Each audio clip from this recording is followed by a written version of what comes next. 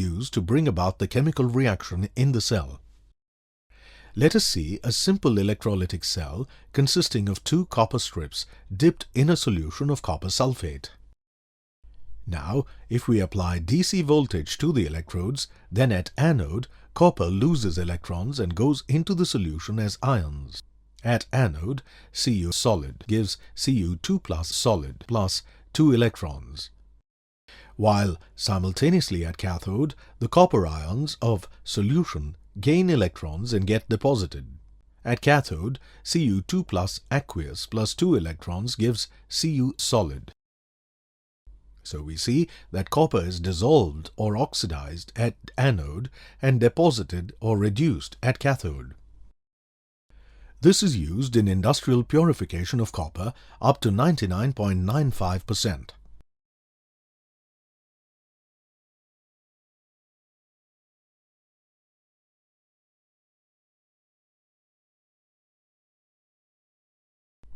The zinc and iron impurities remain in solution as ions, while the gold, silver and platinum impurities deposit at bottom as anode sludge.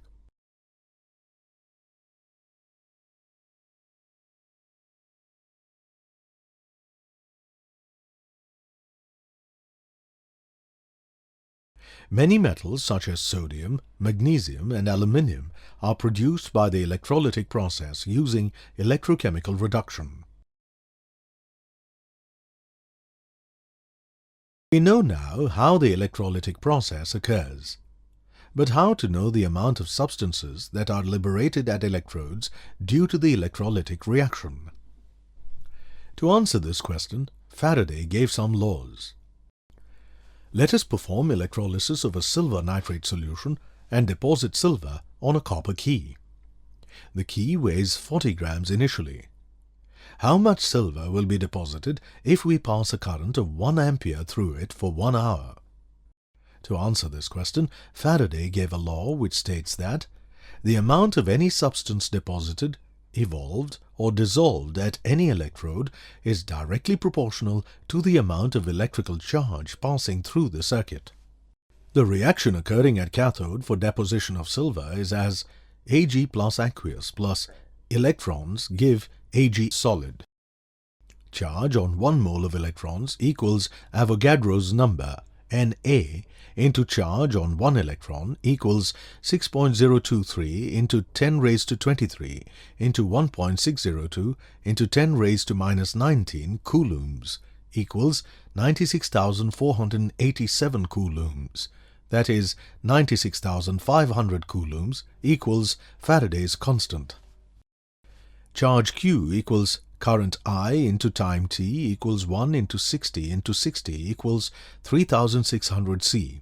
So, amount of electrons equals total charge by Faraday constant equals 3600 C by 96,500 equals 3.73 into 10 raised to minus 2 electrons. From the reaction, 1 mole of electrons reduce 1 mole of silver ions. So, 3.73 into 10 raised to minus 2 electrons will reduce 3.73 into 10 raised to minus 2 silver atoms. 1 mole silver atoms weigh 107.9 grams. So, 3.73 into 10 raised to minus 2 atoms will weigh 4.02 grams. So, the weight of the key is 44.02 grams as 4.02 grams of silver is deposited on it. Now let us conduct one other experiment. We have a solution of dilute sulfuric acid, a solution of copper sulfate, and a solution of silver nitrate connected in series. If we pass the same amount of current through all three solutions, what will be the masses of different substances liberated or deposited in all three solutions? This question is answered by Faraday's second law. Faraday's second law states that the amounts of different substances liberated by the same quantity of electricity passing through the electrolytic solution are proportional to their chemical equivalent weights. Now, the chemical equivalent weight is equal to atomic mass of metal divided by number of electrons required to reduce the cation. The equations at cathode for each electrolytic cell are In cell 1 we have H plus aqueous plus electron giving 1 by 2 H2. In cell 2 we have Cu2 plus aqueous plus 2 electrons giving Cu solid.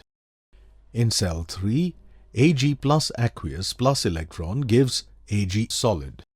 1 Faraday gives 1 mole of electrons. 1 mole of electron gives half mole of hydrogen gas. Half mole of hydrogen gas equals 1.008 gram. 1 mole of electron gives half mole of copper. Half mole of copper equals 63.5 by 2 equals 31.75 gram. 1 mole of electron gives 1 mole of silver. 1 mole of silver equals 107.9 grams. So, 1 Faraday of charge will liberate about 1 gram of hydrogen, 31.75 gram of copper, and 107.9 gram of silver, which are the gram equivalent weights of these elements. Thus, Faraday's laws help in quantitative description of electrolysis. Let's see what products we get on electrolysis of copper sulfate solution with copper electrodes.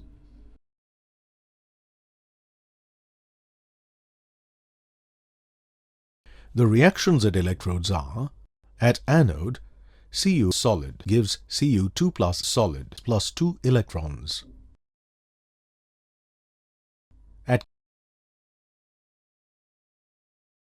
At cathode, Cu2 plus aqueous plus 2 electrons gives Cu solid. As we see, pure copper will be deposited at cathode. Such electrodes which participate in the reaction are called active electrodes.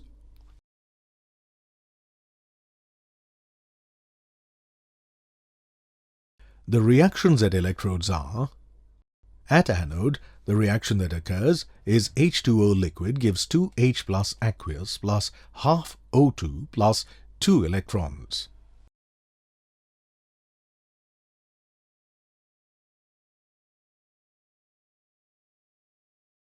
At cathode, Cu2 plus aqueous plus 2 electrons gives Cu solid.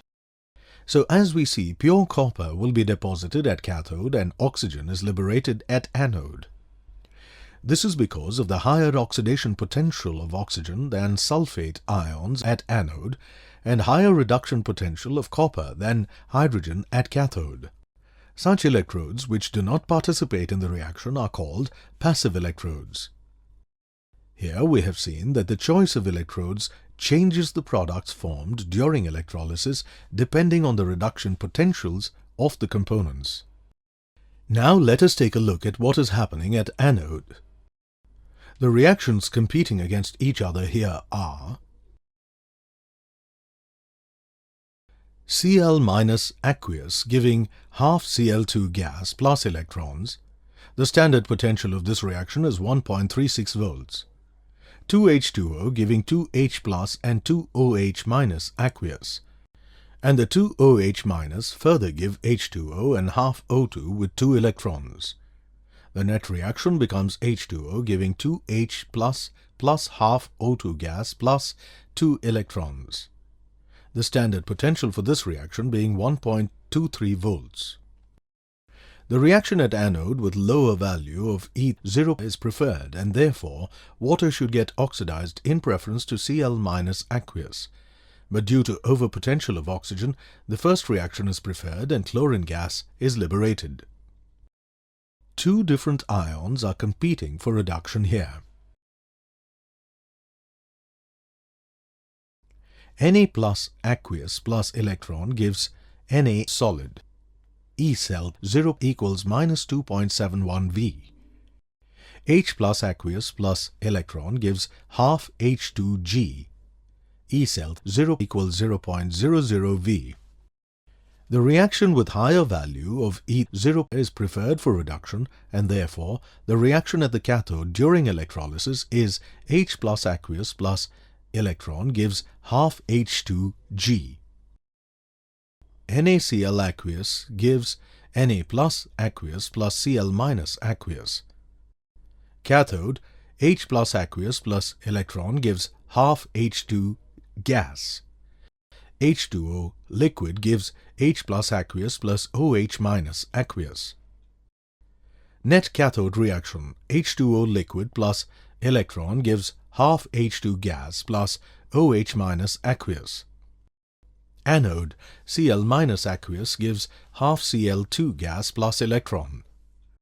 Net reaction NaCl aqueous plus H2O liquid gives Na plus aqueous plus OH minus aqueous plus half H2 gas plus half Cl2 gas.